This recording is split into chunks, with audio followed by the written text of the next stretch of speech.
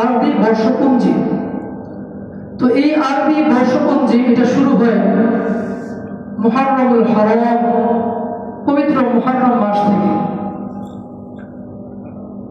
মুহররম মাস থেকে নিয়ে জিলহজ মাস পর্যন্ত এটা হলো একটি আরবি বর্ষপঞ্জি।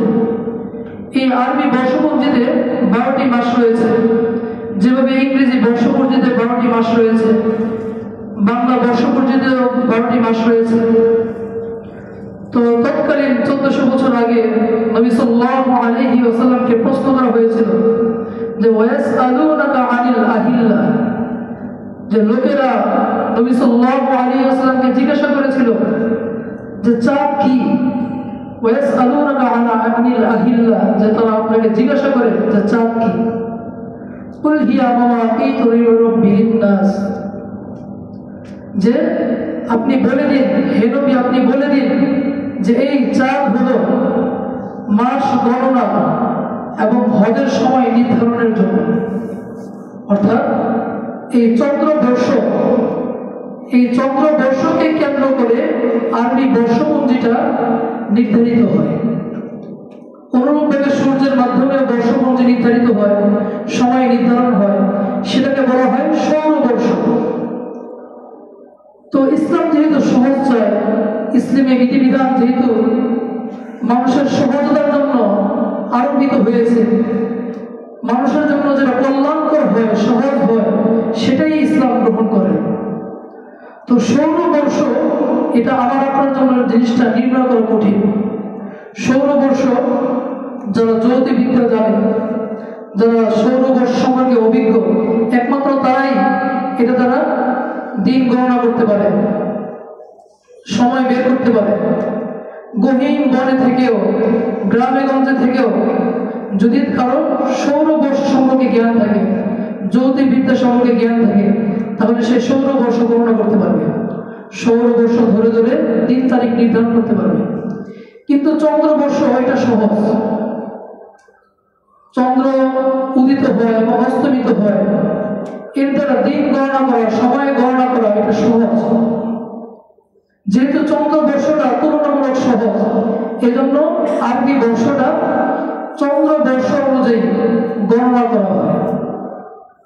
তো সেই হিসেবে মুহররমুল হারাম অত্যন্ত গুরুত্বপূর্ণ একটি মাস, এবং এই মুহররমুল হারামের মাধ্যমে আরবি বর্ষপঞ্জি শুরু হয়। তো এই মুহররম মাস আমাদের কিছু করণীয় আছে, কিছু বর্জনীয় আছে। নবী সাল্লাল্লাহু আলাইহি ওয়াসাল্লাম ইরশাদ করেন, আফযালুস সিয়ামি বা'দা শাহরি রমাযান সিয়ামু আশুরা বা শাহরুল্লাহিল মুহররম। যে নবী সাল্লাল্লাহু আলাইহি ওয়াসাল্লাম ইরশাদ করেন যে রমজান মাসের পরে সবচেয়ে উত্তম উৎকৃষ্ট রোজা হলো মুহররমের রোজা, এবং উক্ত হাদিসে শাহরুল্লাহ বলে আখ্যায়িত করা হয়েছে। এখন প্রশ্ন জাগে যে সব মাসই তো আল্লাহ রাব্বুল আলামিনের মাস, 12টা মাসের প্রত্যেকটাই তো আল্লাহ রাব্বুল আলামিনের মাস, কিন্তু এই মাস কি আল্লাহ রাব্বুল আলামিন বা নবী সাল্লাল্লাহু আলাইহি ওয়াসাল্লাম শাহরুল্লাহ বলে আখ্যায়িত করেছেন। তো এর দ্বারা কি বুঝে আসে, যেমন দুনিয়ার প্রতিটা মসজিদে আল্লাহর মসজিদ, আল্লাহর ঘর, কিন্তু বাইতুল্লাহ শরীফকে আল্লাহ রাব্বুল আলামিন বাইতুল্লাহ বলে আখ্যায়িত করেছেন। দুনিয়ার সমস্ত মসজিদ এটা আল্লাহর ঘর, কিন্তু বাইতুল্লাহকে আলাদাভাবে আল্লাহ রাব্বুল আলামিন বাইতুল্লাহ বলে আখ্যায়িত করেছেন। নবী সাল্লাল্লাহু আলাইহি ওয়াসাল্লামকে বাইতুল্লাহ বলে আখ্যায়িত করেছেন, মানে আল্লাহর ঘর। তো আলাদাভাবে উল্লেখ করার উদ্দেশ্য হলো এটা গুরুত্ব এবং মহত্ব বোঝানো। ঠিক তদ্রূপভাবে সমস্ত মাস আল্লাহর মাস হওয়া সত্ত্বেও হাদিস শরীফে উক্ত মাসকে, মুহররম মাসকে শাহরুল্লাহ বলে আখ্যায়িত করেছেন এটার মহত্ব এবং গুরুত্ব বোঝানোর জন্য। তাহলে যে মাসে এত মহত্ব এবং গুরুত্ব, তো সেই মাসে আমাদের কিছু করণীয় আছে। তো সেই মাসের প্রথম করণীয় হলো যে এই মাসে রোজা রাখা।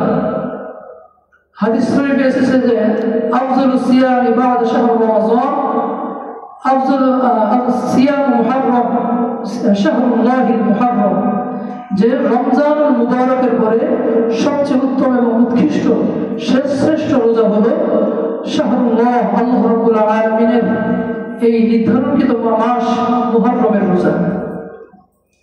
তো এই মাসে করণীয় হলো বেশি বেশি রোজা রাখা। তো আমাদের প্রথম করণীয় হলো যে এই মাসকে যেহেতু রমজানুল মুবারকের পর, রমজানের মতো একটি মহান এবং পবিত্র মাসের পর এই মাসটাকে উত্তম বলা হয়েছে, তো এই মাসের প্রথম করণীয় হলো বেশি বেশি রোজা রাখা। এরপর দ্বিতীয় করণীয় হলো তাওবা এবং ইস্তিগফার। কারণ হাদিস শরীফে এসেছে যে ফাতাবা ইয়াউমিন ফি ইয়াউমিন তাবা আলাইহি ইয়াউম, যে মুহররম মাসে এমন একটি দিন আছে যে দিনে পূর্বে আল্লাহ রাব্বুল আলামিন অনেক বান্দাকে ক্ষমা করে দিয়েছেন, অনেক বান্দার তাওবা ইস্তিগফার কবুল করেছেন, এবং ভবিষ্যতেও এই দিনে অনেক বান্দার তাওবা ইস্তিগফার কবুল করবেন। তো এটা আল্লাহ রাব্বুল আলামিনের একটা প্রতিশ্রুতি।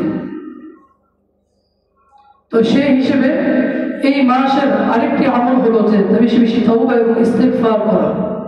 তো মুফাসসিরিন ইকরাম, হাদিস বিশেষজ্ঞ বলেছেন যে এই হাদিসের মর্মার্থ হলো যে খুব সম্ভব এই দিনটা হলো আশুরার দিন।